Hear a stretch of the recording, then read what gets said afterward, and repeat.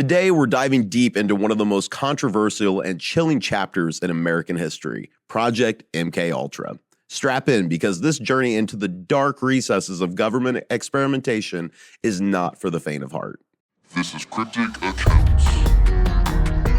By paranoid people, for paranoid people.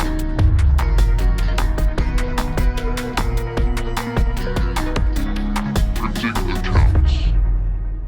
Welcome to Cryptic Accounts, a podcast by paranoid people for paranoid people. I'm your host, Patrick Ryan, and we are back.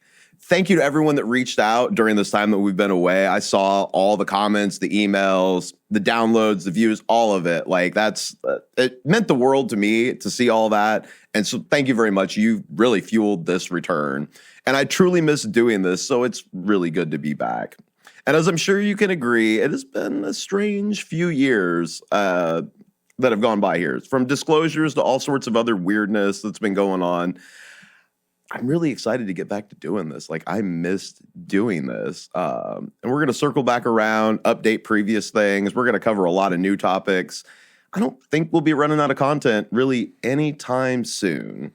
And as you can see in here, there's been some major changes on the show. We're out of the pandemic and we've got a lot more going on now. So no more recording over Zoom. And there's new stuff happening, new content coming, just a lot more offerings that this show is going to be doing. So thank you very much for the encouragement over the years and everything. We appreciate it. We see it. And we're just happy to be back and take this to a whole new level. So with that being said, I want to welcome back my faithful cohort. You know him, you love him, Dennis Cheney. Hello, Patrick. It's good to be back, baby. Dude, it's so good to be back. Bigger and better. More paranoid than ever before. Yeah, that's kind of what the last few years did to me, for sure. Oh, yeah. Definitely more paranoid than I already was. If I had to sum up what happened to me after COVID, I would use the word radicalized. Does that make sense? No, that tracks. That makes a lot of sense. Okay. So we've got a couple additions on the show. Obviously, me and Dennis have been here the whole time, but we added some new people to the team. First one I want to introduce, she just wanted to be a researcher on this show. But with all the work she was doing, I was like, no, we got to get you on mic. Also, look at all the art around me. Look at the table. Look at all this art behind me. A very talented person, a very good friend of mine. I'm happy to welcome to the show, Sam Joanne. Hi, Sam. Hi. Sam. Hi. You ready to get into some conspiracy stuff? Yes.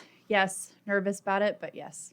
Yeah, she's we discussed a little bit of it, and I want to take you all the way down the rabbit hole, and we're going to do that. Yep, peeling back some wool, one layer at a time. We're excited to have you. I'm glad you're here, Sam. Thanks. And finally, the man who is single-handedly making my life so much easier, already producing some amazing work. You heard the awesome intro music. He's making us sound great, as you can hear right now. He's doing all the visual stuff that's happening. Just really taking a load off of my plate, which I love. He's with Bird's Eye Music, which is an amazing thing you should look up. And I want to introduce our producer, MC Michael Kruger. Hey, man. Thank you. Thank you for having me. I'm really excited about this. We've been going back talking about crazy stuff for a long time. And once I found out you had a podcast, I had to kind of squeeze my way in here. I love podcasting, and I was like, one of my friends is making something, dude. Well, you delved into the old episodes. Yeah. And then we'd see each other, and you'd want to talk about it. And I love talking about this stuff with anybody. Yeah, so. and I get nerdy with oh, man, I can work on the audio and stuff. And you're like, yeah, that'd be awesome. And yeah, I've been waiting a few years for this. So it's finally happening. We are here. It is Yes. happening. And I'm so happy to have your musical talent on this show. Yeah. We'll be doing some fun stuff. I'm stoked. Yeah, it's going to be good. Yeah. And I'm really I was super stoked to meet Dennis, too. It was cool to put a face to the voice that I've heard for so long. And me and Sam go back a long time, too. Oh, so yeah. Yeah, that's a good point. I'm really excited to, just hang out with you guys. And I won't be talking too much, but I'll be over here just making sure everything's sounding good. You say that now. I'll be pulling up some stuff, Yeah, it's going to be nice having you there to just kind of coordinate everything that's happening and be able to pull stuff up for us visually, and then make sure we sound good, make sure everything's going. We needed that. So you're a crucial component of this, and we're very happy to have you Dude, here. I'm so excited. Thank you. Between the music and the art, like, man, you two have made this show look amazing. Thank you. Thanks. So Yeah, the art, Sam. I knew, but I didn't know. Like, once you see it in person, you're like, Oh. yo, yeah. it's crazy. I'm trying to look around at it, but I slept weird, so now I feel like I'm Michael Keaton's Batman right now. I can't. Well, it looks great, I promise. I can't move my head. So to start out on this episode coming back, I kind of wanted to bring everybody in on something that's been very well documented, and we've touched on in the past. We've never done a direct episode on it. That surprises me. When I look back at past episodes, I'm like, how did we never actually just fully cover this thing? It came up in the mind control episode, the Elf Waves mind control and mass shooters episode 73, I think. Very high up on the old episodes, if you look back at stuff. But we're going to be doing a pretty deep dive into one of the most controversial and chilling chapters in American history, Project MKUltra. Let's go. So this is going to be a fun one, I feel like, to get everybody in. If you're not aware of MKUltra, we're about to find out about it. But even if you have heard of this before, man, there's a lot of stuff. I've been aware of it for years, and once I really did a deep dive into it, I'm like, man, this is some crazy dark recesses of what the government was doing experimentation-wise, and it's really not for the faint of heart. So let's get into this a little bit. So Project MKUltra, often referred to as the CIA's mind control program, was a top-secret series of experiments conducted by the Central Intelligence Agency from 1953 to 1973. So 20 years. 20 years they did this. Ooh. This clandestine operation aimed to develop procedures and identify drugs that could be used for mind control, interrogation, and behavior modification. The program's existence and its unethical practices have left an indelible mark on American history and continues to fuel conspiracy theories and public distrust of government institutions to this day. So everybody here is like at least kind of aware of MKUltra, right? Have you guys heard? I know you've heard of it. You and me have talked about it extensively. But Mike, Oh yeah, no doubt. I wanted to use MKUltra as an artist name, and then I realized 30 other people also thought of that, and so I can't. So. Holy crap. That's my initials. Okay. Well, oh yeah, that makes sense. That makes sense. MKUltra. I was like, no, that's dumb. it sounds like a Machine Gun Kelly brand beer. Yeah. It will be. It will be. That's pretty great. So let's start at the very beginning. Project MKUltra was officially sanctioned on April 13th, 1953, under the direction of then CIA Director Alan Dulles. Now picture this. It's the height of the Cold War. Tensions are high and paranoia is rampant. The CIA becomes convinced that the Soviets, the Chinese, and the North Koreans are developing mind control techniques to use on American prisoners of war during the Korean War. In response, the agency decides to create its own mind control program. You know, just fighting fire with fire. They're doing it, we're gonna do it too. That's exactly what we're gonna do. There was a famous speech. I want to say it was Khrushchev. I could be wrong, by a Soviet Union leader who said in the 60s, who said, you know, we're talking about nuclear weapons, but we have a weapon that could destroy the world. And a lot of people think they might have been talking about psionics and programs like this. And that's one reason why we dove so heavily into this. Well, we're going to talk about it at some point. That could have also been related to, I'm sure all of this is related to remote viewing. And I have some thoughts when we dig into this and lay the groundwork. I have my own particular thoughts about what this program is and what it represents, especially with kind of the ethos of our show and things we've talked about in the past. But I just want to throw that out there that this was a very Cold War. We have to develop this stuff before other countries do first. Well, we talked about what they were doing with like remote viewing and everything at the CIA and stuff in the 80s and 70s on a couple different episodes. We got into the exploration of Mars and then stuff that they were actually able to do. So they were able to, with remote viewing, which is this thing where you like kind of go into a trance. I don't know if you're aware of remote viewing. Yes. I have heard of this. But they would have like, okay, a guy in another room, like across the country, and he would hold up like cards with words on them, and the person in the other room could tell what that card was. Like they were seeing that person doing this.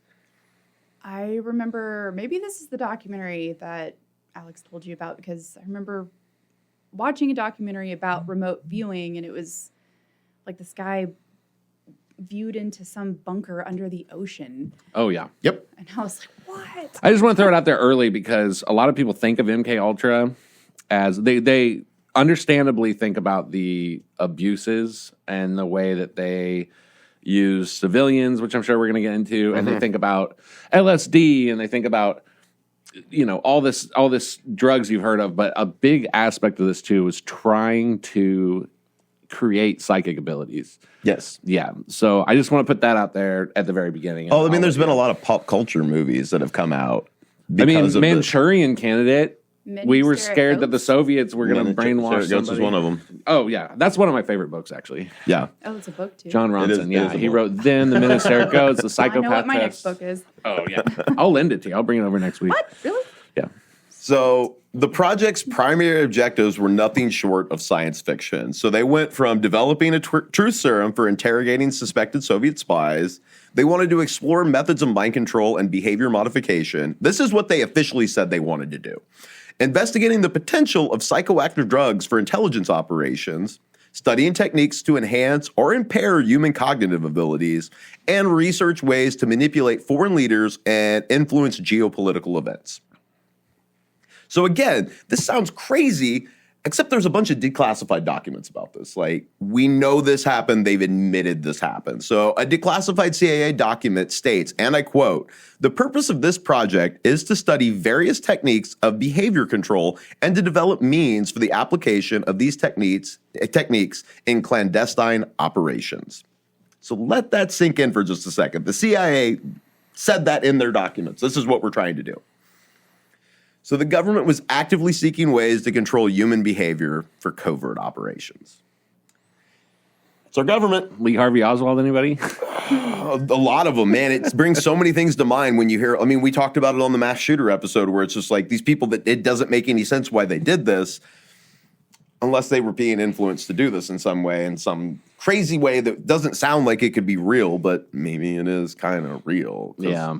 we know they researched this for 20 years. And usually when the government does something, even when they say they stop, they generally don't stop, as we've found out over the years. They just call it something different. They go, "We're sorry, we're not doing that anymore," and then it just kind of changes names, and the same things happen. And then maybe we find out about that one, and they're like, "Oh yeah, we did kind of keep doing that, but also we're not going to do that anymore. That was bad. We're not going to do that anymore." They shuffle the deck. Pretty much, they move people around. They call it something different. So the program operated under the CIA's Office of Scientific Intelligence and coordinated with the United States Army Biological Warfare Laboratories. But here's where it gets really interesting. MKUltra's activities were carried out at over 80 different institutions, including universities, colleges, hospitals, prisons, and pharmaceutical companies. And get this, many of these institutions completely unaware of the CIA's involvement. So the CIA would set up front organizations to conceal their activities and operate in the shadows like some kind of government-sponsored secret society. Like, Shadow government. kind of, yeah, a little bit. Yeah, that's a good way to put it. The deep state. It's stuff like that that's where kind of that terminology comes from. Is like, yeah, they will set up things and shells to make it look like it's not the government doing it. Yeah. And then they're really doing the whole thing. So I wanted to get into our main character for this. At the helm of this Frankenstein's monster of a project was Sidney Gottlieb, a chemist with a rather unsettling expertise in poisons. So Gottlieb, often referred to as the Black Sorcerer or the Dirty Trickster, was a complex figure. On the one hand, he was described as a gentle yoga practicing Buddhist. On the other hand, he was a mastermind behind some of the CIA's most nefarious schemes.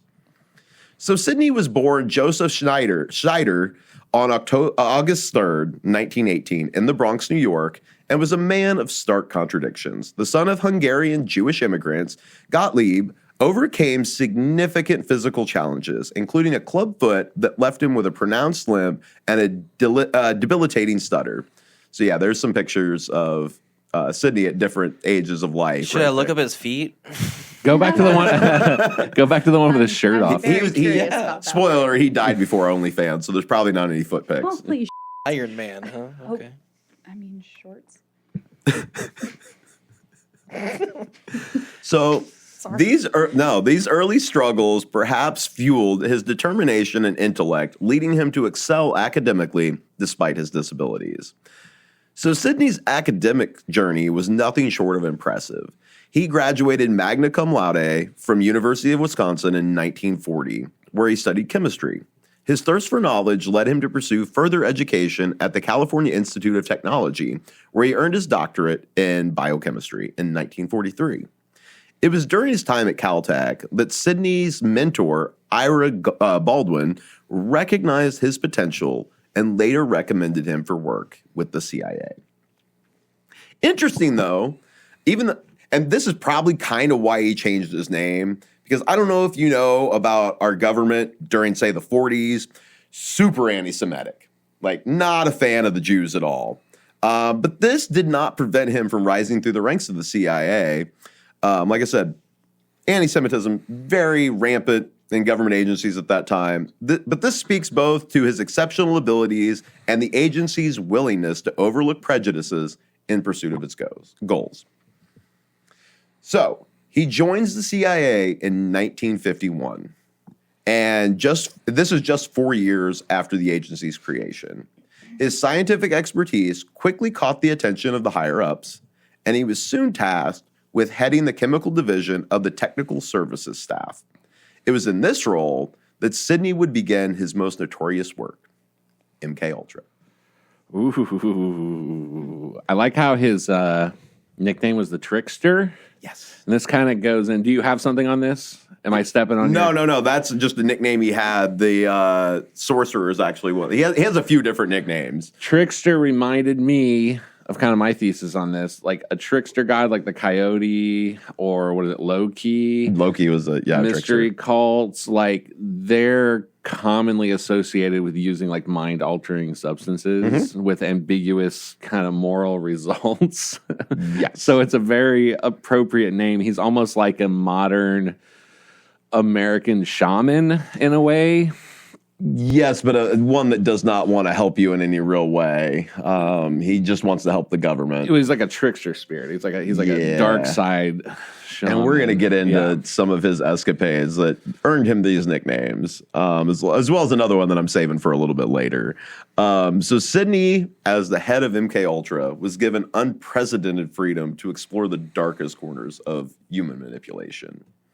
He was fascinated with the potential of mind control, believing that if the CIA could master this, it would give the United States an unparalleled advantage during the Cold War. Oh, yeah. Yeah, if we can control our enemy, like, that'd be good. That'd be real good.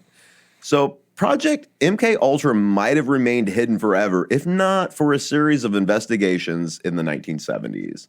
The program came to light 2 years after it had actually been concluded in 1975. It seems like maybe some people were already snooping around, and we're going to get into why. But so the 70s, everybody starts kind of figuring out what they've been doing for the last 20 years, and they start investigating it. And Church Committee, which we talked about on a previous episode, which is a part of the United States Congress that was delving into a lot of these. Acoustic Kitty was one of them. Yes. We were trying to put like mind control into cats so that we could use them as eavesdropping devices. I forget which embassy we tried to sneak it into. The cat was kind of like a robot.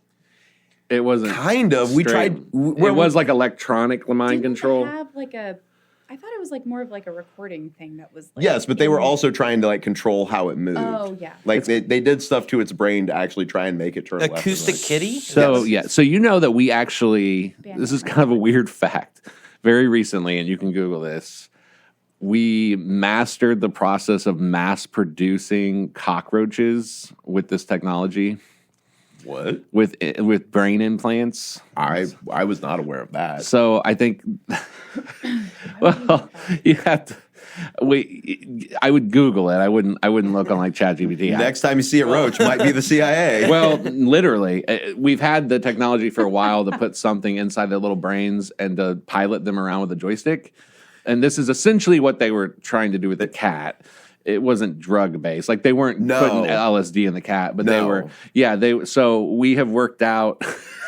Oh my God, it has a helmet on. It's a helmet and a backpack. Can I read that headline real fast? Oh, yeah. This is from Science Alert. The researchers have worked out how to mind control cockroaches. Well, and they've recently figured out how to mass produce these things. So you could do like 1,000 cockroaches in a day. Oh, wow.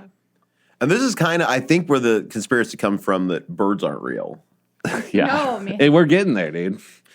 I think that, I mean, it's not all birds, but like it seems like it might be some birds. It's at least some cockroaches. It's definitely some cockroaches. So anyway, just throwing that out there. You mentioned acoustic kitty. I hadn't thought of that forever, but I just read this cockroach thing like a couple weeks ago. Do something that was less like I want to smash it. Well, I mean, they've done it with a bunch of different animals. They did it with, oh man, what was it? The Russians were doing it with dolphins. I think that was the same episode. It's episode 24 if you want to go check that They still one have out. dolphins. Laser beams on their That's heads. basically, yeah, there was actually, they did that. They lost a dolphin in the war with Ukraine like a few months ago. It was like a news story. Wait, what? Yeah. They still have war dolphins. We're Really? getting way off topic, but yeah, Russia still has war dolphins. Yeah, Russia got really into the dolphin scheme of things. I I don't, didn't realize dolphins. I knew they were smart, but training them to. You can train to be spies because they could identify like underwater mines. They can, they're smart enough. It's like a drug sniffing dog, Yeah, kind of. It's like a mine sniffing dolphin, but they can do. That's awesome. Oh man. I am going down too many rabbit holes. no. Okay. I mean, that's generally how this goes. But that's man, we might need to do a follow up on the. I wanna know mind more controlled about animals? Mind-sniffing dolphins, Yeah. personally. I think they do more than the mines too. That was the same. I think that might have been the same episode. Yeah, 'Cause it I remember. was- I think I put that one together, and it was like all the weird stuff we've done with animals. Yes. Yeah, for military purposes. Yeah, I'm pretty sure it was you. It was acoustic kitty and dolphins. There was something else in there too. Yeah, Mikey, can you look up a picture of a war dolphin? Type in Russian war dolphin. yeah, that might be. We're the way. giving him so much work on episode 1. He's like, I'm just trying to make sure the audio and video look okay and sound okay. Russian war Stop dolphins. teasing. Yeah. There he is, baby. That's that was the our picture show that- cover. That was. Is that a rocket launcher? That is- on a It's a fin? laser. It's a laser. It literally has a Yeah, they laser. can freaking laser. They can shoot like torpedoes. Yeah, they can and- shoot AK-47. Oh, look, that one has an AK-47. That might be Good AI. dolphin. Well, I don't know. Photoshop is fun, guys. But yeah, no, it's happening. So why not do it Wait with for the people? Dolphin I know. revolution, where they're tired of being told what to do.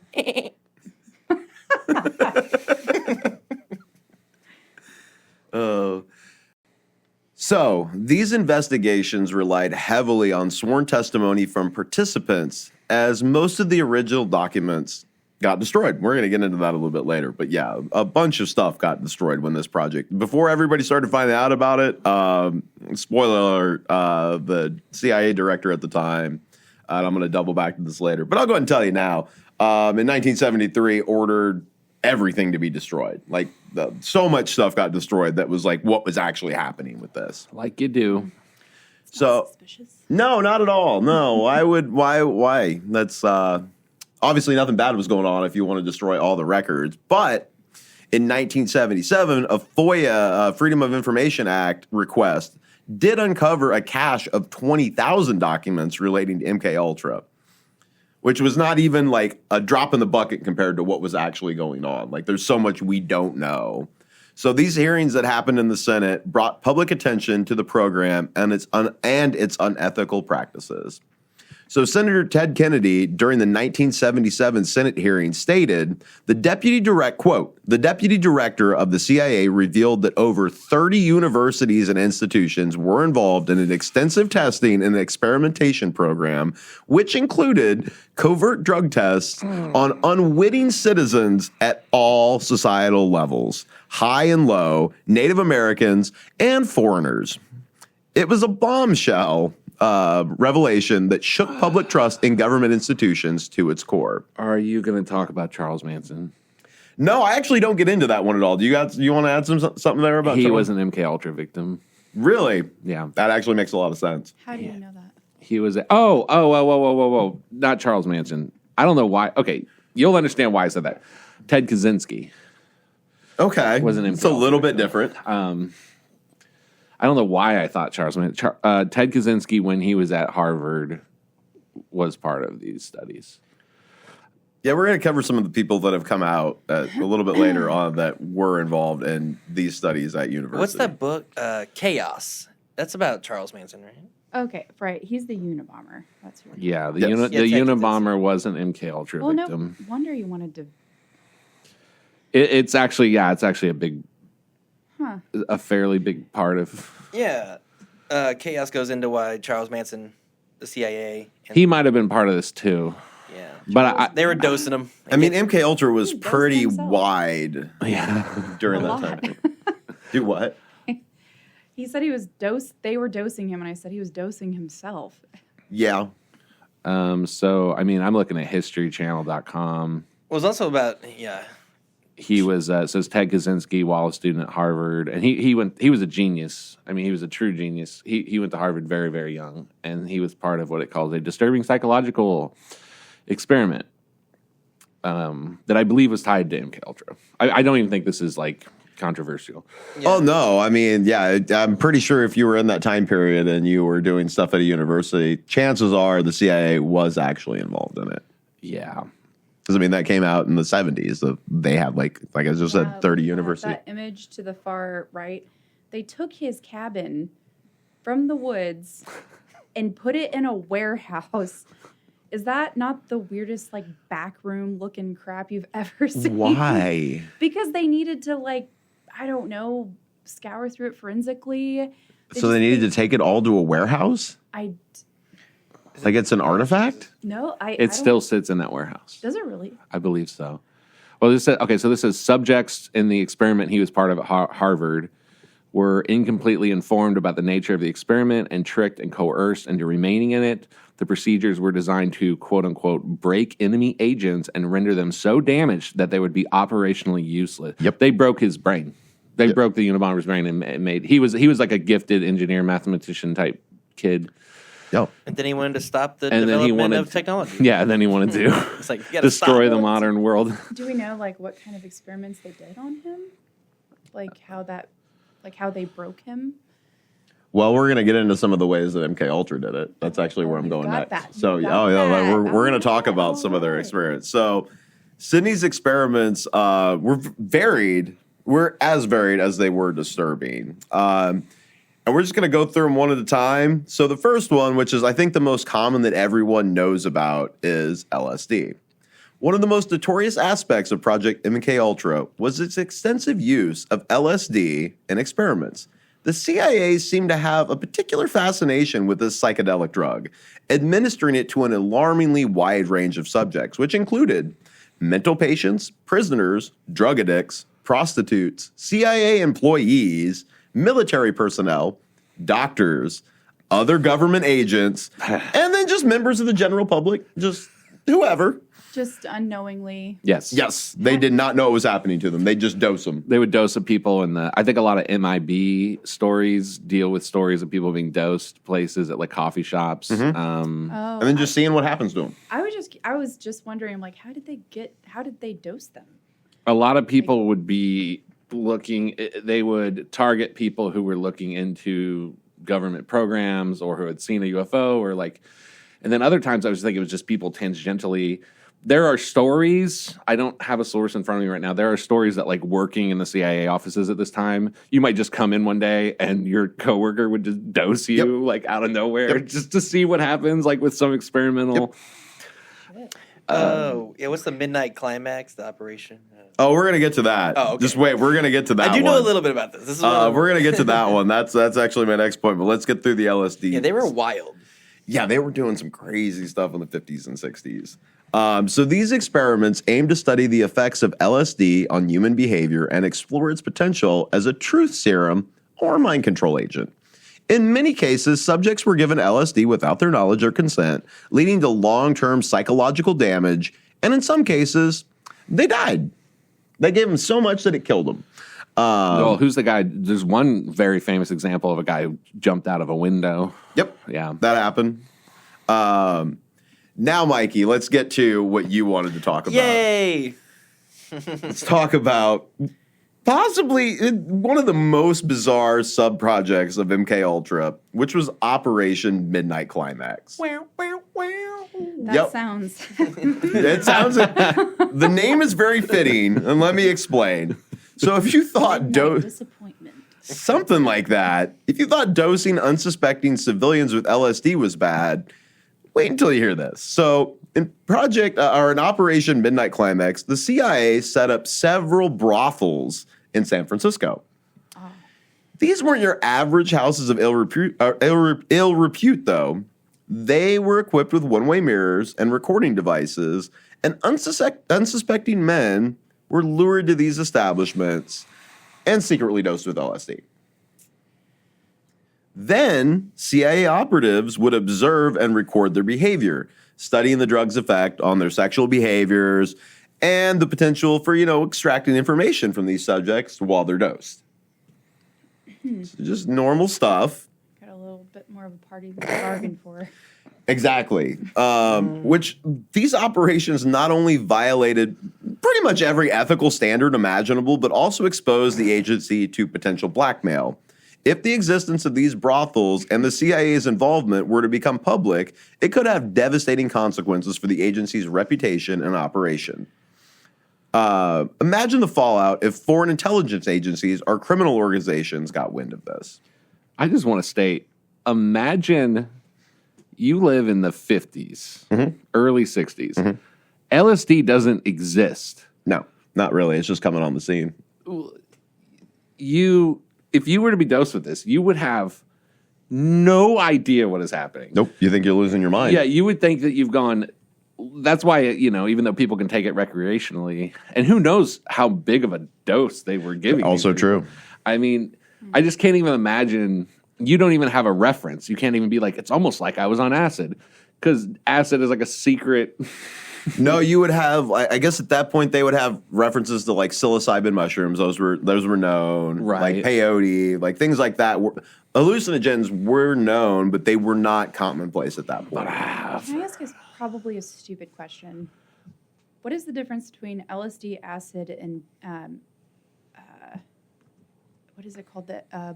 The brain one that floods your brain. I think acid is LSD. Like Acid is LSD. You're talking about DMT? Yeah, that's it. Yeah. Oh, DMT is a chemical that's actually naturally occurring in your body. It's just not in that large of a dose. It's a chemical that releases when you die. Yeah, I guess I'm just confused. I don't know. The trip is very short. Yeah, duration, chemical structure, intensity of the experience. And I'm Thanks, blanking on the one Chappie that they do Jeez. down in South America that people go to like spirit journeys with, where it's like several days. Man, It's also involved Yeah, in ayahuasca. dreaming. I thought ayahuasca. peyote. That's the one I'm thinking. Yeah. Peyote's the one that Native Americans use. That's a cactus. Which one is the one with the frog? That's a different thing completely. That's licking a toad. That's its own thing. I don't. There are toads that have like psychedelic. Yeah, but what is the chemical? That's a What's good the question. one? I'm not Mommy sure what the takes. chemical is. That's where the term like licking toads comes from. I'll lick a There's toad certain right toads now. that that's their it's defense just, I can't mechanism. help but think about there had to have been a first. Somebody just walking around like eating tree bark. Oh, yeah. Picking up 5-MeO toads and licking DMT. them. That's. Oh, Oh, yeah, it is so DMT. Yeah. psychedelic experiences are as old as The time. toad one is DMT. Mm-hmm. Yeah, go. Or a different compound of DMT. That was a specific compound, he said. That was close. Yes. So, yeah, I guess you- yeah. Science. Science. So the CIA also compromised its own security. The brothels themselves represented a significant security risk. If the operations were to be discovered, it could expose the CIA operatives, informants, and sources to danger. The brothels could become targets for enemy agents or criminal elements, putting the agency's personnel and assets at risk. So the use of LSD on unsuspecting individuals also raised questions about the reliability of any information obtained through this method. Individuals under the influence of LSD are known to experience hallucinations, distortions of reality, and impaired judgment. Any information gleaned from them would be highly suspect and potentially misleading. So not a great way to get your captive to talk about anything important. No, Because they're tripping. they'd be tripping, but you had to find out. You had to do something to find out. Well, yeah, I guess, I mean, that's. So that's. Yeah, maybe they can give you some clues or something about. Not that that's the right way of going about it, but LSD was also specifically the one I was referencing earlier of, I think, some others, but that they believed might enhance psychic powers. Mm-hmm. Yeah. Well, yeah, there's something to that. I mean, they definitely unlock. It's like a shortcut to some sort of spiritual realm sort of state, which is why so many like religions and stuff have that as part of their practice. I've wondered about that too, though, because like DMT, for instance, is natural. Okay, if you go do ayahuasca, and I've never done any drugs. I know that sounds highly suspicious, but like Lady Ayahuasca, the serpent, like there's like entities attached to these natural drugs. You know what I'm saying? Like you see the machine elves, or you see. Yes, there are the common serpent experiences when you take ayahuasca. Okay, well, LSD is man-made. Not exactly. It does still come from a fungus. I believe it's very similar to psilocybin mushrooms. Okay. It's like a refined version of that. Mikey's going to pull it up right now, and I might be completely wrong, but the way I understand it is it's more of like a refined version of it. I just wonder with these man-made substances, like what spirits would be attached to them. You know what I'm saying? I think it's all, I mean, as we kind of figured out with going back to astral projecting and stuff, like it's opening doors in your mind to something that appears to be other things going on around you on a different plane of reality. Oh, I completely agree. The doors of perception. But I guess what I'm saying is like I've often wondered what kind of exotic, if we create something in a lab, what type of exotic, if you believe there are entities attached to hallucinogens and stuff, what kind of exotic or otherworldly things would be attached to something created in a lab by a person? Does that make sense? Yeah. It just gets my brain spinning. I don't have any theories. Well, I think it's opening similar doors in your mind. Agreed. To where you may be getting there through a different pathway, but you're still opening yourself up to the same sort of entities. I'm just going from the perspective that there is, for instance, they say like ayahuasca, for instance, is an entity, and the way you interface with it is by like taking it.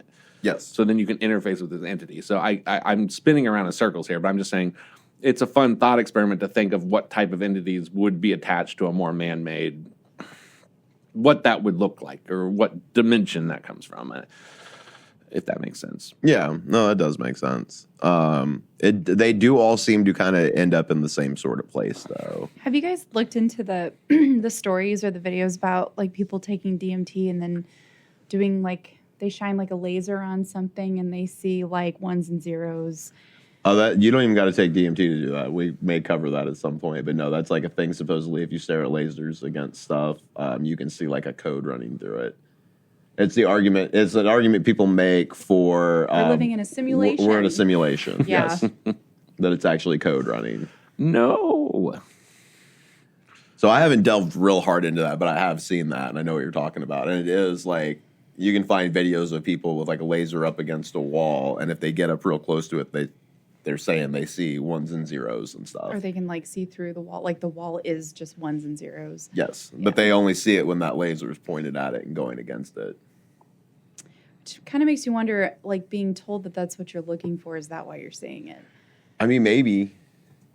I mean, I don't know. I haven't talked to any of these people personally. Okay, I need to find someone that's willing to do DMT, can get a laser for science, and record it.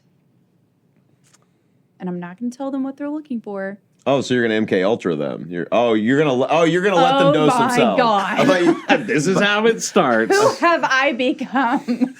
Sam, are you a member of the CIA? Look, we just need to dose some people with DMT and just kind of see You what know happens. what? I kind of understand where they're coming from now. This makes sense. So back to Operation Midnight Climax.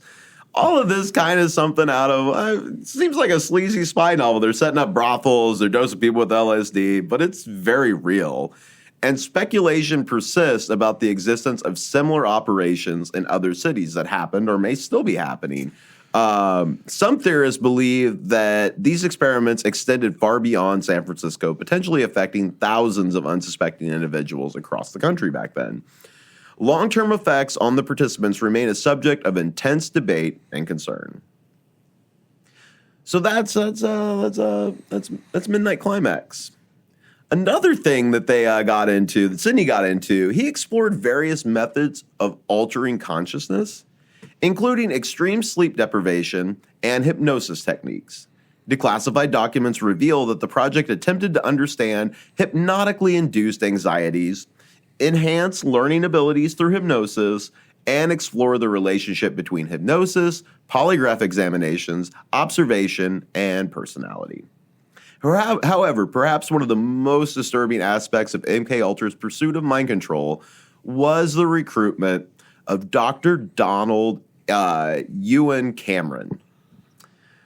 So the CIA sought to extend their experimentation across borders, and they found a willing partner in Dr. Cameron.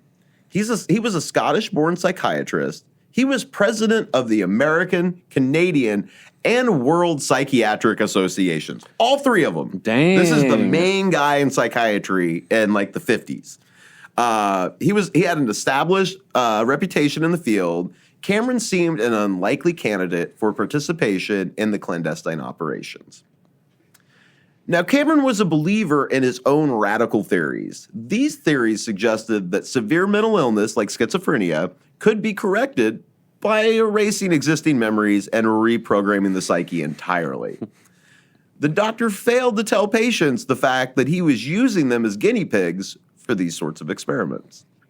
As a result, his unique approach involved a lot of different things. So, under the secret funding and direction of Gottlieb, Sidney, and MKUltra, Dr. Cameron put his theories to the test. He established a relationship with the Allen Memorial Institute of McGill University in Montreal, and he commuted from Albany, New York, every week to conduct his inhumane experiments at the Institute. From 1957 to 1964, the CIA paid Cameron the sum of $69,000 to execute MKUltra experiments at the Institute. And to put that into today's money, that was $726,225 that he got paid over that 7-year period. So almost $1 million in today's money he got paid to experiment on people. That kind of just makes me mad about inflation. What's the math on that? $85,000 was $1 million? 726, so like a 12 times move, basically. Yeah, fiat dollars working out great. Nothing wrong with this plan at all of just going off gold. Anyway, so electroshock therapy, or ECT, was employed not as a treatment, but as a weapon in Cameron's experiments. He used them deliberately to shatter a person's mind. Unlike conventional medical ECT, the MKUltra version involved delivering massive electrical currents to the brain, far beyond what was considered safe or therapeutic. The goal was to obliterate existing memories and thought patterns to create, quote, a blank slate. Does that sound like a good idea? Oh, I mean, when you're trying to, just start, it's a reset button is what we're trying to do. We're going to do a reset button. A reset of an adult. Yeah. And then they're a blank slate. We can do whatever we want with them. If you're trying to mind control people, that'd be a good place to start. If you could just wipe them out and reprogram them. Before the whole Willowbrook thing with, I believe, Geraldo Rivera, this type of thing was not super uncommon. I mean, like the history of psychiatry, Psychology is just replete with insane human right abuses. Oh, yeah. I mean, the idea of just shocking someone's brain, I mean, that's just a lobotomy. I mean, our history of insane asylums in general is just awful. Which is something we should probably dig into at some point. Oh, I'm going to. The crazy things that happen. I have a whole thing about I'm just that. saying, this isn't even that far afield from stuff that was happening to Nope. your aunt. Yep. If she mouthed off a little bit Well, too there much. was John F. Kennedy's sister was lobotomized. Yep. Yeah. Nobody talks about her. We should at some point. I agree. So, Dr. Cameron would often administer shocks that were 30 to 40 times the normal amount of power that were being used for this sort of thing. So, like, they were doing it, and he was like, what if we just, like, crank that up, like, a lot? Like, we go all the way level 11 on this. This caused severe trauma to his patients. Without consent, individuals were subjected to brutal treatment that caused significant and often permanent memory loss, cognitive impairment, personality changes, and potentially even physical brain damage. Probably physical brain damage quite a bit of the time. I would honestly. think I think physical most brain likely. damage is the first thing, and then all the other things are symptoms of said brain damage. Well, you got to crank it up to find out. Oh, yeah, okay. Well. And an even weirder one, I don't know that it's weirder, but he had something that he was a big believer in that he called psychic driving. Now, these experiments consisted of putting subjects into drug-induced comas for weeks, and in a few cases, up to 3 months, while playing tape loops of noise or simple repetitive statements. Buy milk. Yep. Stuff This like is how you get the Zoolander effect. basically it's stuff like this that's where pop culture got these ideas from. Yeah, Join the yeah. Navy. Is we found out they were doing this stuff and The files are in the computer. Yep. So these experiments were performed on patients who had entered the institute for minor issues such as anxiety disorders or postpartum depression. Yeah. I'm curious how many of the patients are women. Not because I'm making a statement here, but a lot of women were Well, the put postpartum into one is definitely all women. institutions like that because Yep. they had hysteria. Hysteria. Yep. Yeah. Hysteria was what we called all of it, pretty much. Hysterectomy. I am a victim. Wait, is that where that comes from? Yep. Really? Hysteria is like a woman's disease. You're being hysterical. I guess. Yeah. I guess. Wow. I guess I knew that, but I just didn't really realize that's where that was coming. That makes sense. The removal of hysteria. Yes. Hysterectomy. We got to get rid of the baby box. Oven. Okay. So many of his experiments left patients permanently damaged with effects that included, so with these psychic drivers, he would damage them and cause incontinence, amnesia, the inability to talk. They would forget family members. Oh, so it worked. Yes, it did kind of work. Success. It did kind of work. They did forget stuff. He did wipe them out and make them a blank slate. In some cases, they would perceive that the interrogators that did all this to them were their parents. So they'd forget their parents in a lot of cases, and then other times they would think that the person interrogating them actually was their Oh mom my and God, dad. it's like they're literally born again. Yes, that's It's a factory reset. it is basically a factory reset. Oh no. Put them in a drug-induced coma and then play loops while they're knocked out and just wipe out their brain. Oh, I hate that. And they were doing it, and it apparently worked. We know it worked. Again, this is the 60s. So 60 years ago, over 60 years ago, this is what we were doing. And think how far we've come since then. Yes, that's kind of the thing is we found that We had when the color TV. when the government does something in an experiment and it works, they generally don't stop doing it. No. They just look for ways to refine it and perfect it and take it further. Because funding, because we can just print money, so it makes it easier to really fund all of it. So through his experimentation, Cameron turned a trusted medical institution literally into a house of horrors, violating the basic tenets of medical ethics and causing unspeakable harm to his unwitting patients. Because of his willingness to act against ethics, it's hard to understand the damage that Cameron inflicted upon his patients. The actions he took in the name of experimentation permanently altered and damaged their lives. The patients he used for these actions long suffered, likely for the rest of their lives.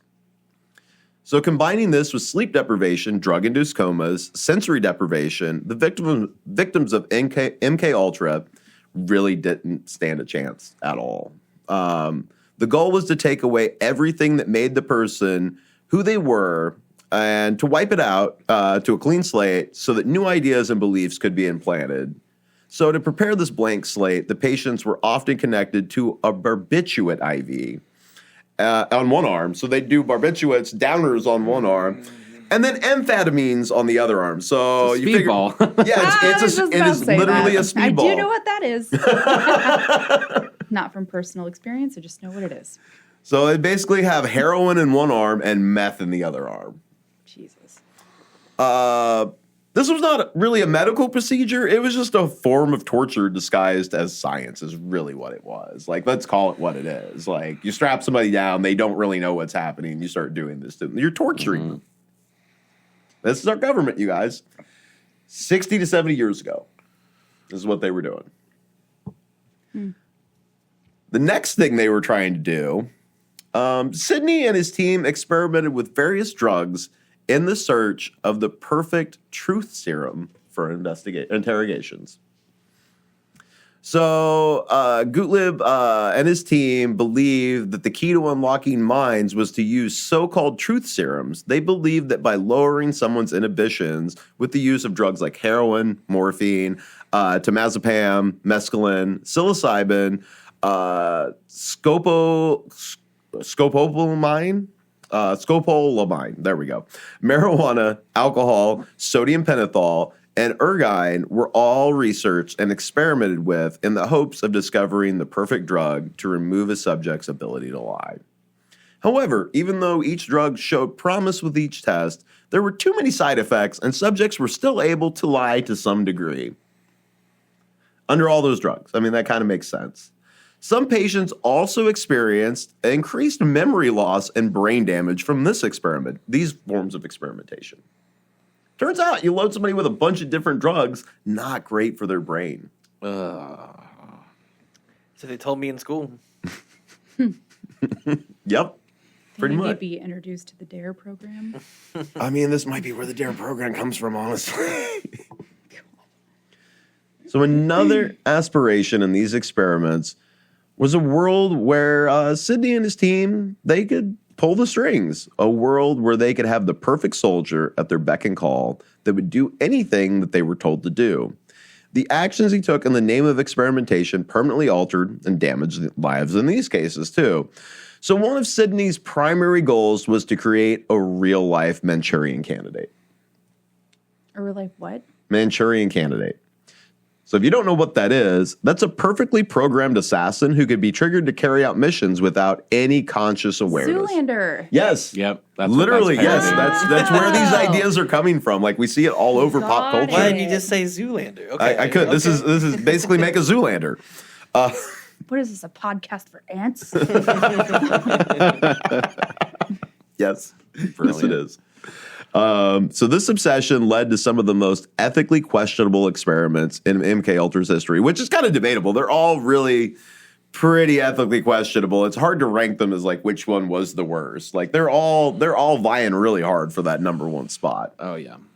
So Sidney's team experimented on unwitting subjects again, including mental patients, prisoners, drug addicts, and even other CIA employees to do this. So they'd take some of their own dudes and trying to be like, can we wipe this guy out and make it so he'll do things without him knowing what he's doing and then having no memory Him of it. having no say in it. Yep. He's just picked.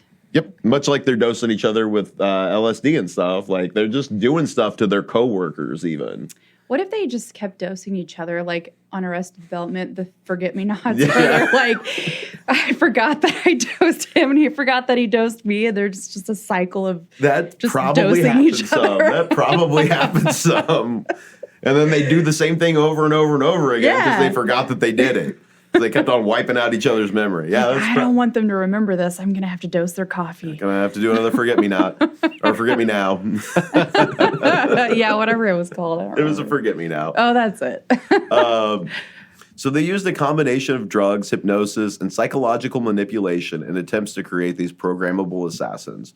While there's no evidence they ever succeeded, the pursuit of this goal led to immense suffering for a lot of test subjects.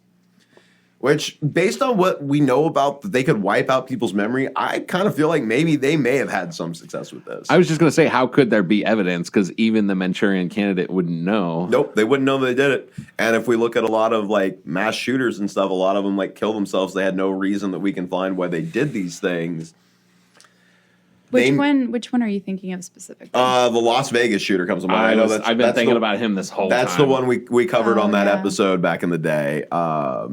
Did you guys look into like his background and everything? Oh yeah, I mean he's one of the ones that it made no sense. I mean, there's been several, like a lot of the mass shooters that we see that kill themselves. Like, was he like, had he been involved in the military ever or anything like that?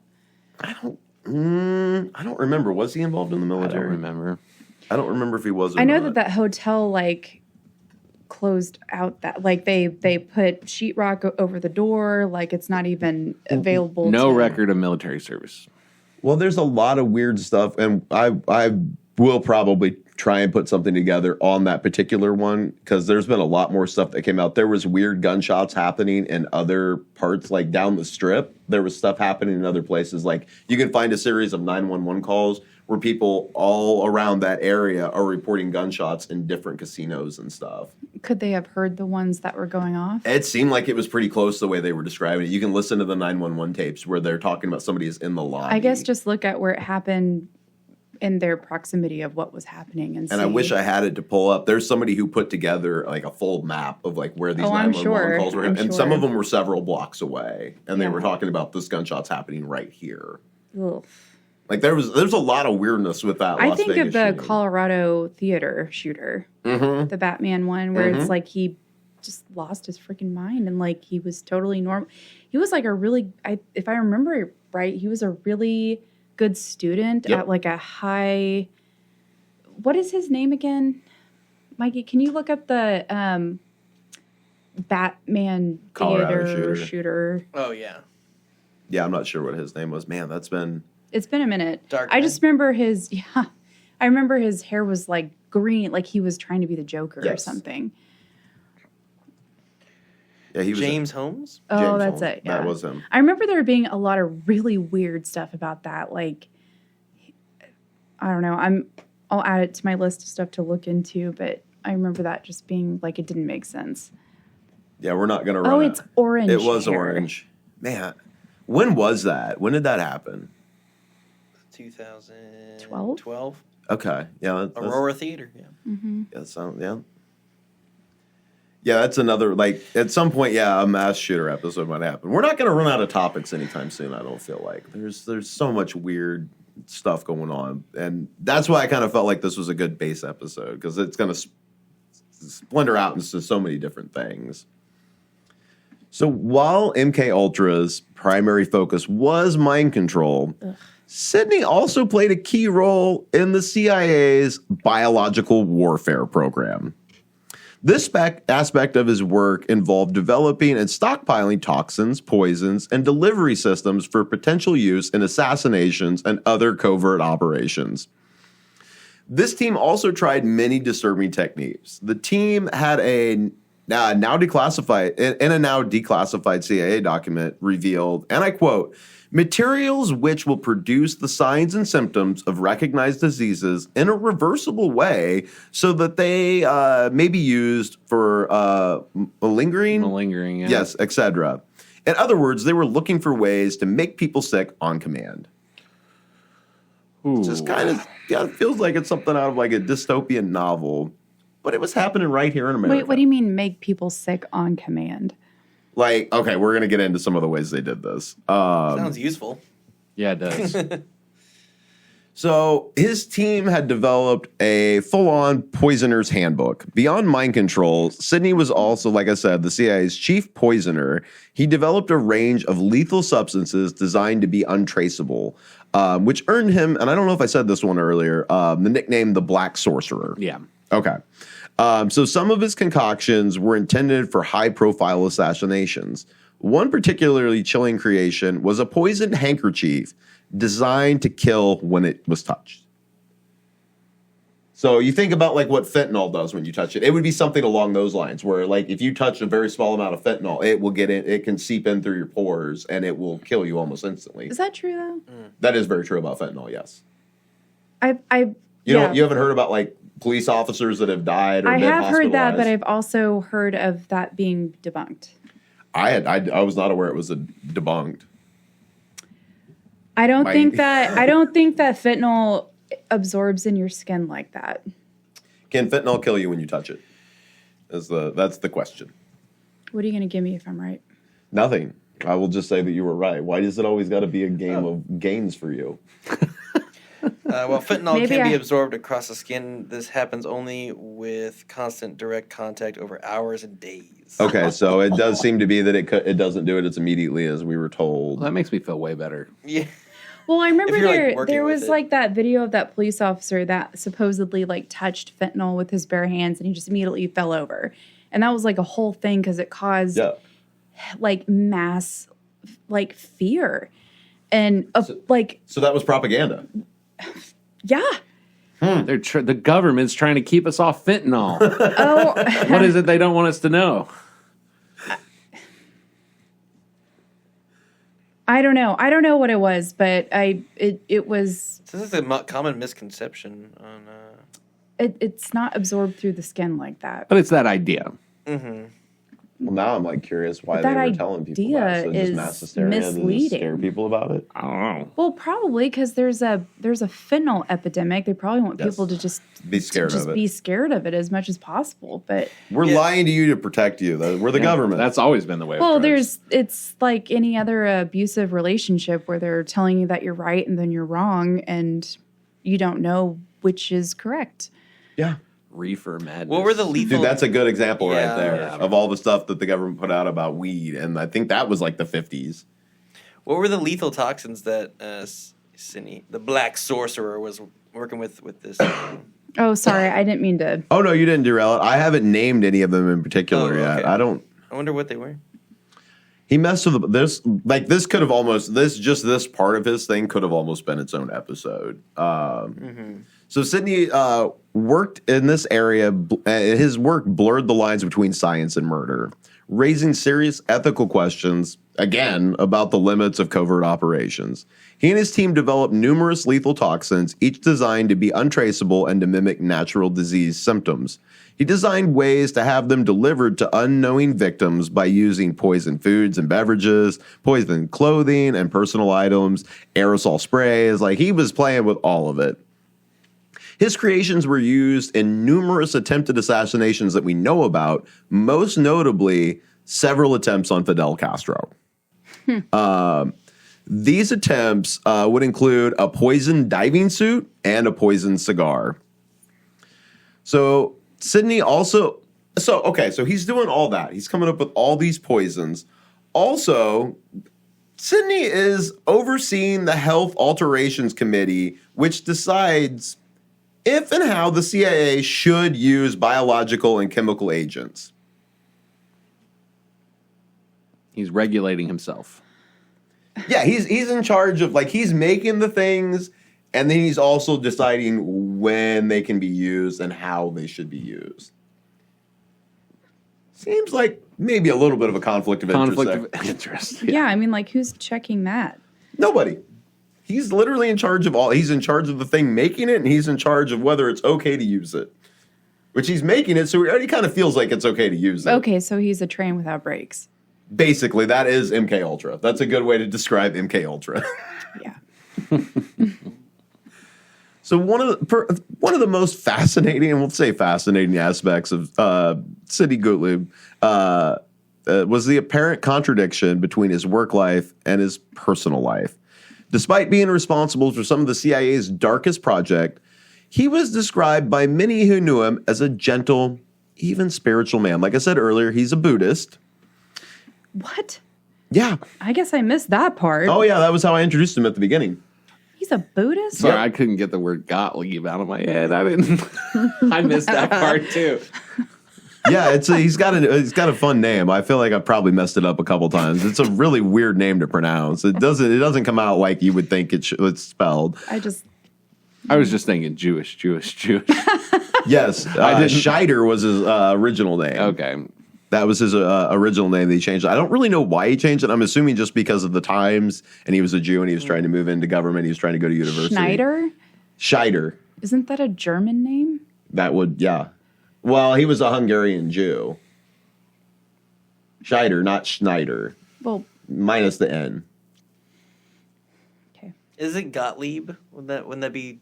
It sounds kind of German a little bit. It sounds very German. Look, I'm not saying it was a great choice he made. Oh, I don't know what I don't know why he changed it. I didn't see anything, and I didn't really dig too hard into that. It was just kind of like, he changed his name. Once I started reading about all the other weird stuff he was doing, the name kind of... I'm taking nibbles at this conspiracy, okay? I need to know why he changed his He's a really name. bad Buddhist, obviously. I mean, he doesn't seem like a great one. He practiced yoga. Also, big folk dancer. Oh. I knew I couldn't trust those people. He lived on a farm in Virginia where he raised goats and lived an almost ascetic lifestyle, which is where you just kind of keep away from everybody. Like, he'd go home and he didn't want anything to do with the general public most of the time. It's probably because he was dosing most of them with LSD. Maybe he dosed himself every day he got to work just so he could go back home. It's like the show Severance. I don't know if any of it... Something like that. I don't even know if I can say that. I don't know. I mean, you can. Okay. It's a show where I haven't seen it. I know that it's basically like they don't know what they do at work. Like, it's completely separated. Yeah. Is it drugs that does it? It's still a mystery. Oh, okay. They go down an elevator and they're a different person. And they go back up the elevator and then they just basically blinked and now they're on their way home. Sounds like there's some like hypnosis maybe happening in that elevator. You should just watch the show. I might watch the show. So this juxtaposition of the ruthless CIA scientist and peace-loving farmer has puzzled historians and biographers for years. So Stephen Kinzer, author of Poisoner in Chief, and Sidney Gottlieb, and the CIA's search for mind control, describes this contradiction. He was kind of a walking contradiction. He could come home from work and play with his children and be a nice father, and then the next day go into the office and find ways to kill people. A normal guy.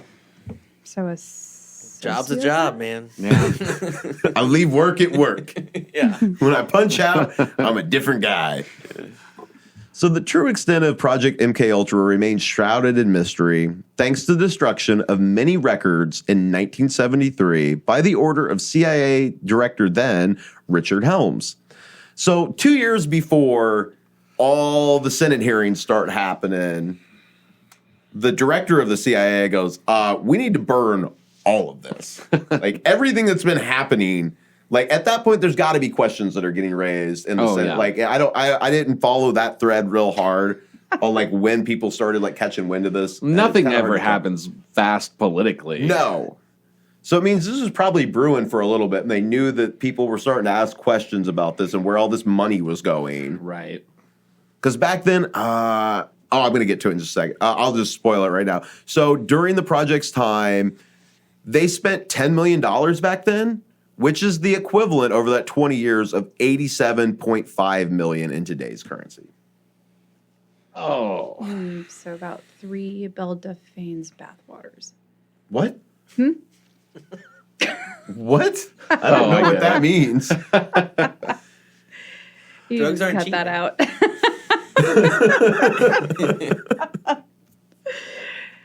So because of this, it's like trying to piece a puzzle together when like somebody's burned like half the pieces. Like I said, what we know, they spent $10 million.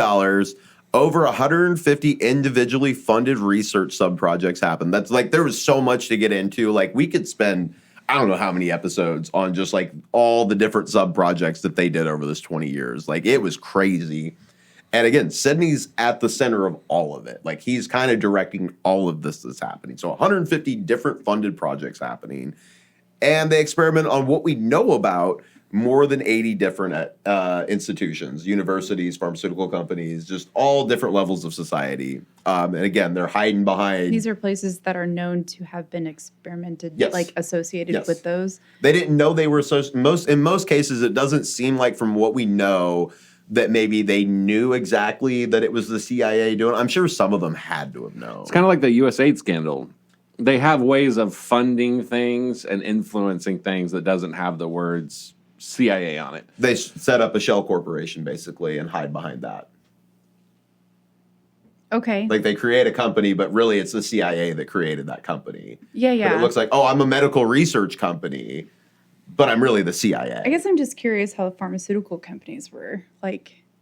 Well, they were helping create drugs and stuff, I'm sure. Well, if they were helping create them, then they weren't Drugs, ignorant of what was happening. No, but they may not have known. I mean, again, in those cases, that may have been people that knew. We don't know that. Or, I mean, yeah, never mind. We Go know on. they were involved because they would have to get morphine from somewhere. Like all those different drugs they were using for different things. They would have to have been. The CIA isn't directly making them. They farm them Right. out. Yeah, I know they have to be produced, and probably they didn't know what they were doing. Maybe, Probably or at it least was not what it some was shell for. corp of some pretend research facility with pretend credentials, and they're just like, these are all FDA approved. This is like a green light. Let's make this drug. Yeah. Well, and then those companies, I mean, even today when they create drugs, then they use testing, like other third-party things to then test and do experimentation on stuff so that it's third-party verified on whatever they're doing. So it's kind of crazy to think how far this actually probably spanned out. I mean, I don't have any faith in the pharmaceutical companies. I mean, look at the opioid epidemic and how all that got started. So, Oh, that goes all the way back to Bayer in the 1800s. Like they just kept on rebranding the same drug. It's all heroin. Just as soon as they moved it forward. Oh, you're talking about opium.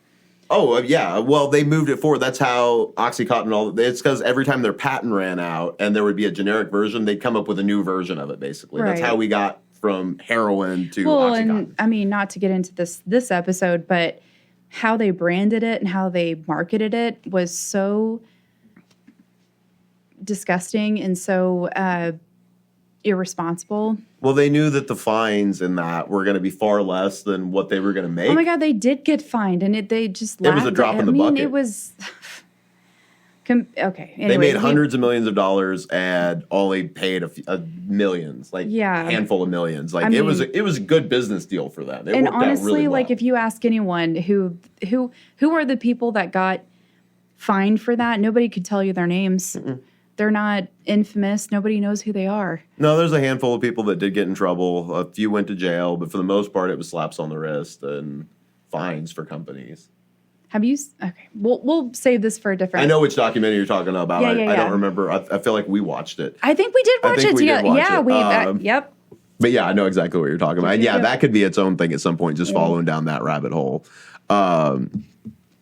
So, like I said, the project's reach extended across various segments of society, affecting people at all social levels, high, low, Native Americans, and foreign. And that's, again, according to testimony from a CIA deputy director back in the 70s. That's a sobering reminder, again, of just how far-reaching and indiscriminate these experiments were. So despite the official termination of Project MKUltra in 1973, many believe that similar programs continue to operate covertly even to this day. Some speculations include the use of advanced electromagnetic weapons for mind control, which is like ELF waves, like we talked about in the past. Ongoing experiments on unwitting civilians through various means, including chemtrails and fluoridated water. We're going to get into maybe fog manipulation at some point. I got some episodes cooking. The development of more sophisticated psychological manipulation techniques that could be used in advertising and politics. And again, the creation of sleeper agents or Manchurian candidates for covert operations. So there's not as much concrete evidence, but if this is where we were starting 60, 70 years ago and it kind of worked, the odds that we stop this, probably not true. That's not generally how things go with our government or any government, really. Because if they were willing to go to such lengths once, who's really to say they wouldn't do it again? Well, I mean, even the truth we know is just what they're willing to tell us. Yes. And And they even- try, it's crazy to think about how much probably got destroyed. Oh, Like, yeah. The most heinous things probably got wiped out. Oh, yeah. That's Right. insane to think Wait, about. when did you say all this started? 1953. And then it shut down in 1973. They did it for 20 years. When did JFK get assassinated? 63. Yep. That's in the middle of that. JFK is a whole different thing. There's You don't think that was... Oh, I mean, it seems like that was probably CIA. I don't know. Hopefully we're about to get some declassified documents about that here Yeah, when soon. is that coming? They're supposed to, oh man, when was it? It's in the next couple months. Oh boy. Yeah. That was the... Whoever's in charge of it is supposed to like give a response. But then they kicked it to like this congressional committee. I don't fully understand what's happening. It's very weird how it's going about. Who knows? And by the time, much like this, I bet by the time we get to it, this is basically giving them time to destroy stuff. Yeah. I think that's generally why this always has this like time lapse in between it. Well, not It's like- only that, it's like as soon as it comes out, there's going to be some other catastrophe going on that nobody's going to be paying Yep. attention to it. We're going to pay attention to it. Stay tuned. I cannot wait for us to be able to talk Oh, about yeah. whatever it is that comes out. Them finding that new 2,400 documents or whatever, they found 2,400 new files last week. That makes me feel like maybe it's happening. Maybe. Wait, what? There was found- a headline, New York Times or somewhere, that the FBI found 2,400 new files. So just thousands and thousands of documents related to the assassination that they didn't know. They didn't know Where did they previously. find them? That's the question. My God. The filing cabinet in the basement. That makes me. Margaret just didn't Hopeful. file it in alphabetical order. They just decided to go through and organize Well, then things. what are the odds you find them That's 2 weeks after he that's signs the bull order? shorts. Yeah. Bull shorts. I think someone knows that it's time to fess up. At least I hope. I mean, at best, maybe it's filtered information. At worst, it's completely fabricated. Oh. Well, they do seem to, with a lot of things that we've covered and stuff that we haven't covered, they do like to like kind of give some gap in time, and then they disclose it and they go, oh yeah, but we stopped that like 10 years ago or 5 years ago or 20 years ago. So like, we would never do that again. Also, we But were honestly, doing. why would they ever tell us? What is the point in just trickling down truth? Because even a corrupt, I actually think it's a sign that we are a little bit corrupt. Because a little bit, Oh, a little bit? a little bit. Okay, well, My God. I think even the disclosure is a sign, because there's something to be said for we are still a democracy, and the people have to have faith in the government in order for it to function and to pay your taxes and keep doing your stuff. So, So they're just choosing the truths to tell us. yes, Just so that we feel satisfied with hating our government. it's faith in government. Yeah. And we're like, oh, well, that's really bad. So they must be very truthful with us right but now. then we've got the good actors that are coming out and then exposing it. And no, we're good now, you guys. Like we were doing that back then and it was bad. But like we're not doing that anymore because so and so's here. And I think that's a lot of it too. It does create that faith in government. That's though. just the whole, like, I'm going to tell you, it's still a lie because it's not a full truth. It's a partial truth. It's an abusive relationship. It really, that's what I said earlier. It really Yeah. is. It is Really a very is. abusive Just relationship. gaslight you into thinking that like you're the crazy one. Well, yeah. Well, Dude, they did it with aliens. And all the UFOs, UAP stuff that now they're like, yeah, there's a bunch of stuff flying around. We don't know what it is. But for like 70 years, they were like, y'all are crazy. There's nothing happening. We've looked into it. It was a weather balloon. I was, oh, no, never mind. Actually, yeah, we were kind of lying to you back then. But we're not lying now. But like back, yeah, it's a lot of that. They know that trust in government's at historic lows. I heard something where there's some study that the JFK assassination alone caused a massive distrust of government, like in a way that stops people from participating, from... Yeah, because we were on the cusp of real progress. Yeah. And then it just got blown out of the water. No pun intended there, but The Afghanistan papers, I believe that was 2019. Yeah, That's sounds another right. good example. Yep. Where they just came out and were like, we had no idea what we were doing. Yep. I mean, they got, There was a bunch of oil there, though, which was, turns out, it may have been Rare why we mineral. wanted Well, to what do I it. mean is that I believe the main point of the Afghanistan papers was that there was never a metric for success. No. And they never had one, but they kept putting out positive news stories about success. But even the military itself had there was no, okay, mission accomplished, we're done. But that was put out, I believe. George Bush got on that aircraft carrier that one time and said mission accomplished. Right. Like, we did it. I mean, that's just an example of disclosure for the purposes of making you look at them and say, oh, look, they're truthful. But we'll never know the full truth about any of this. I mean, like you said, the worst stuff is probably was Stuff burned in a trash can in 1971. They give us tidbits, and it's like, that's all of it, but also we lost a bunch of documents. But don't worry about that, because it was no big deal. This is it right here, you guys. And if literal mind control is not the worst, Again, I don't know what to say. What was the worst? Over 50 years ago was when they were shutting that down, and they were having some success. But yeah, we definitely stopped that, and we did not try and keep going any further. Sure. Yeah. Yep.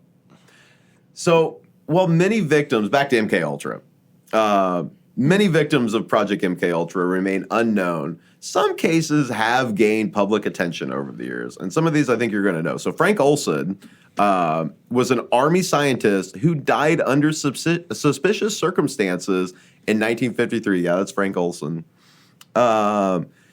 He died after being unknowingly dosed with LSD.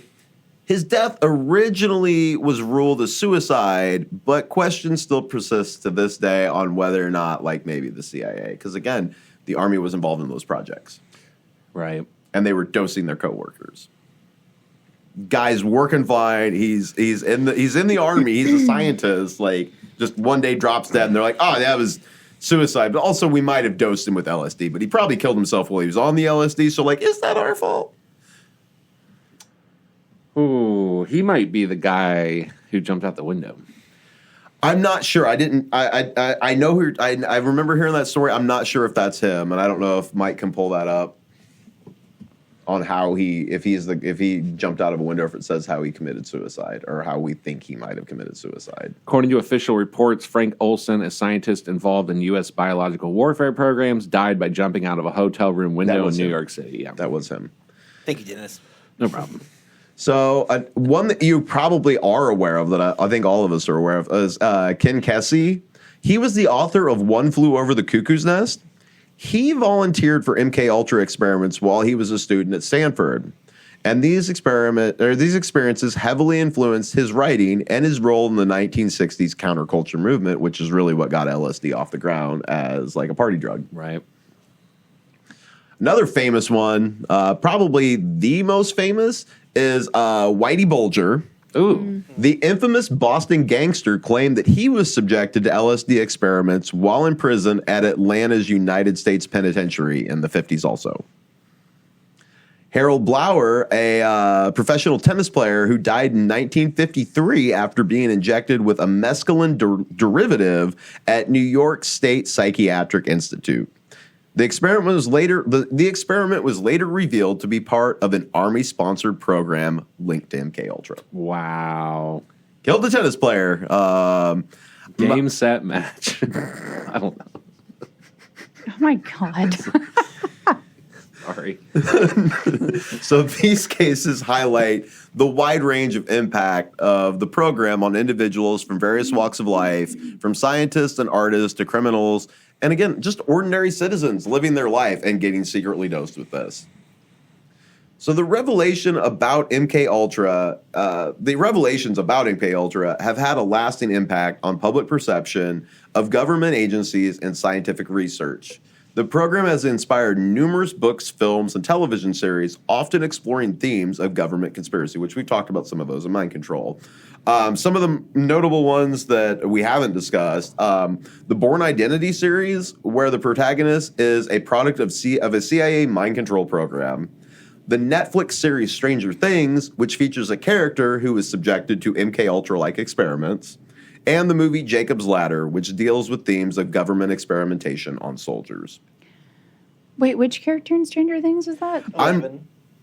Yeah. It's 11. 11, yeah. Yeah, Oh, it is. duh. Oh yeah, my. I'm like, I was blanking. I was like, Again, drugging kids for their psychic abilities.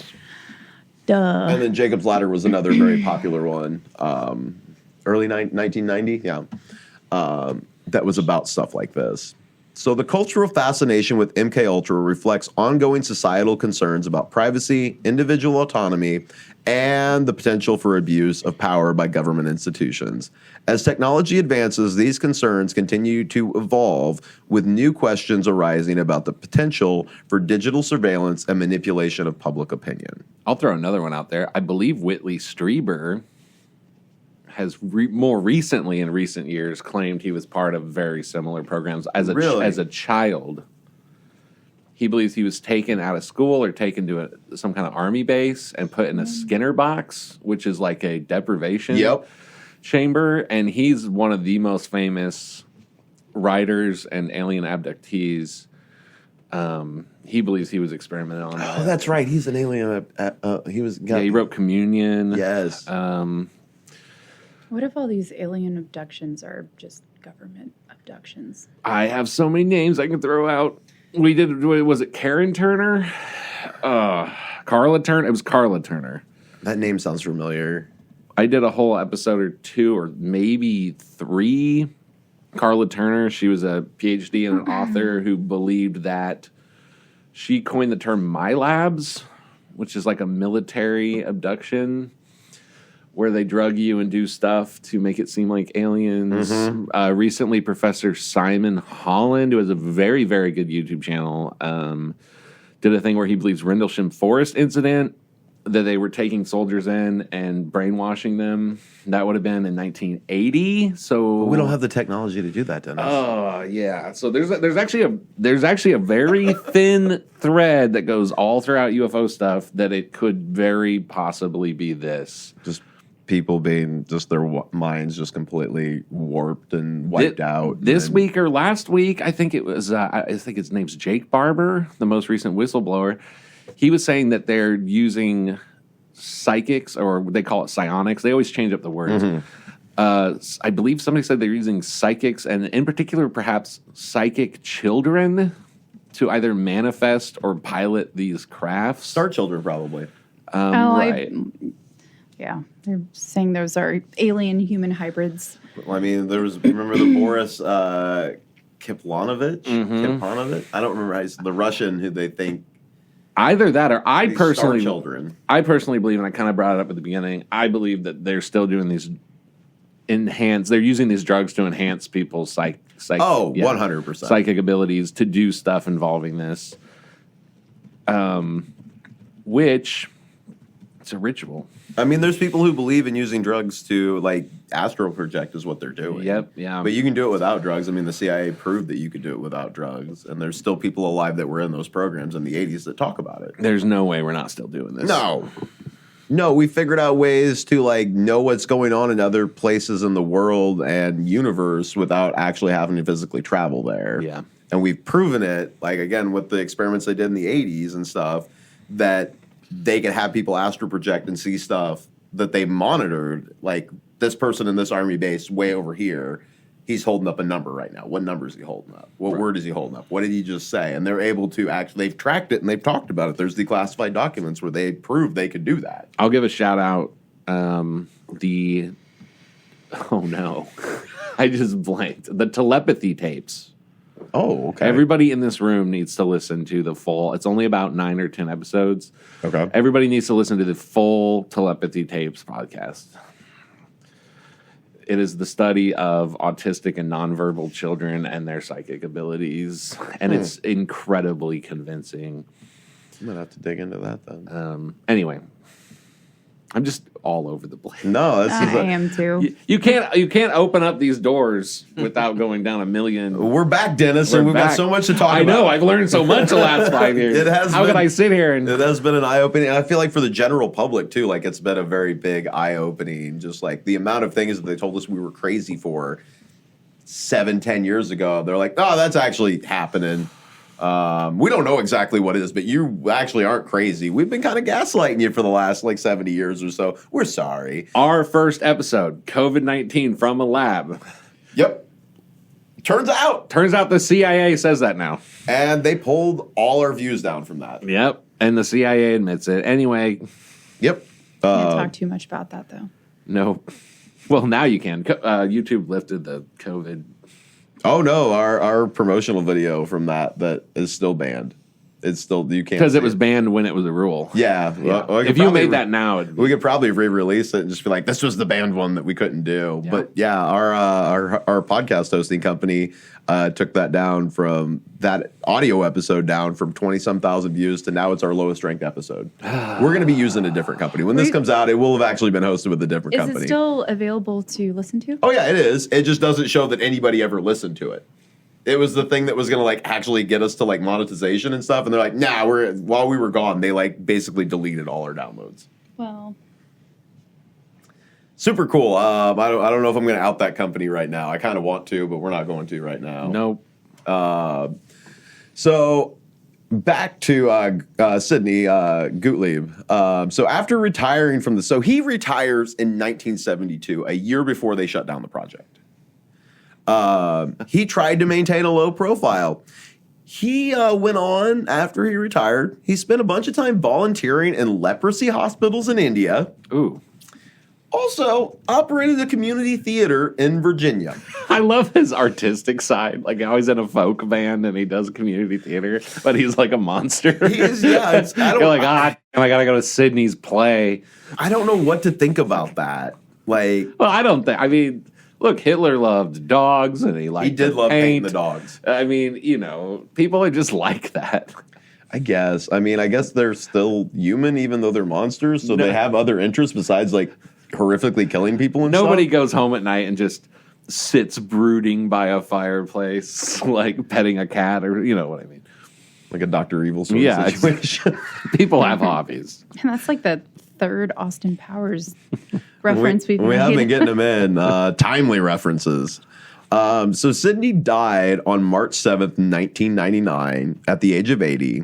His death, like much of his life, was shrouded in mystery and controversy. Some conspiracy theorists even suggest that his death was fake to protect him from further scrutiny. Ooh. So Gottlieb's legacy is a complex one. Like I said, brilliant scientist whose work pushed the boundaries of human knowledge, if you want to put it like that, I guess. On the other hand, though, he was responsible for immense suffering and numerous ethical violations in the name of national security. The full extent of his work may never be known due to the destruction of the records in 1973 and the secretive nature of his projects.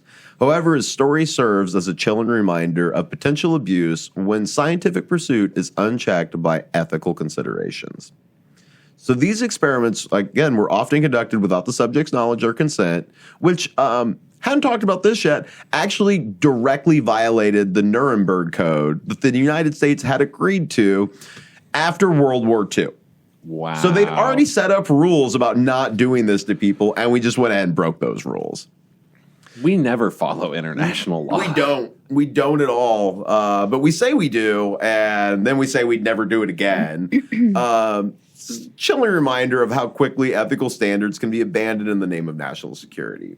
And even though new ethical standards... So after all this happened, Reagan and other administrators in the 70s and 80s went on to set new ethical standards for human experimentation. Like, they set up new rules. Like, they already broke rules that they had agreed to at World War II, and they're like, yeah, but we need more rules that we definitely won't break this time, you guys. But it's kind of hard to believe that they wouldn't break these new rules because, again, they broke the Nuremberg Code, the rule that they'd set up 10 years before that, basically. That's a big one. Hey, here's a headline from April 22nd, 2008. Guantanamo Bay detainees say they were drugged before questioning. That was after Reagan, wasn't it? Yeah, it was definitely after Reagan. Yep. Anyway. Yep. That's definitely stopped doing all that, though. We definitely stopped it in the 70s. Yeah. Didn't do that anymore. Then we stopped it again after Bush. Yes. And then we're going to stop it again in another 5 years. Every time you find out about it, we'll stop it and we'll say we're sorry, and then we won't do it anymore, but then we're also going to do it under a different name. We about the human experimentation. So Project MKUltra stands as, we could say, a dark chapter in what I think continued to be many dark chapters after that, probably. We are in a dark. We are in the It's a dark book. Yeah. The whole book is pretty dark. You could call it a cautionary tale of government overreach and the dangers of unchecked power, but did we learn our lesson? Probably not. Its legacy continues to influence public discourse on government transparency, scientific ethics, and individual rights. So yeah, that's it's MKUltra, you guys. I mean, darn. Great job, Patrick. I'm so pumped. That we are back. Me too, man. I'm very happy to be back, and I feel like this was a good one to jump off on because it can go so many different directions. And I don't know if yeah. So remember, Cryptics, history has shown us that the line between fact and fiction can be blurrier than we'd like to admit. So stay vigilant, question everything, and never stop seeking the truth. Thank you so much for listening. Like, share, subscribe, all that. And we will be back next week. Thank you. Bye. Bye. Bye. Cryptic Accounts is a fan-funded show brought to you by you. Please visit crypticaccounts.com to find out how you can help support the show. Your hosts are Patrick Ryan, Dennis Cheney, and Sam Roach. The show is produced by, and the theme music is written by, Michael Kruger at Birdseye Music. We thank you for listening, sharing, commenting, and subscribing. We'll see you next week. Stay paranoid.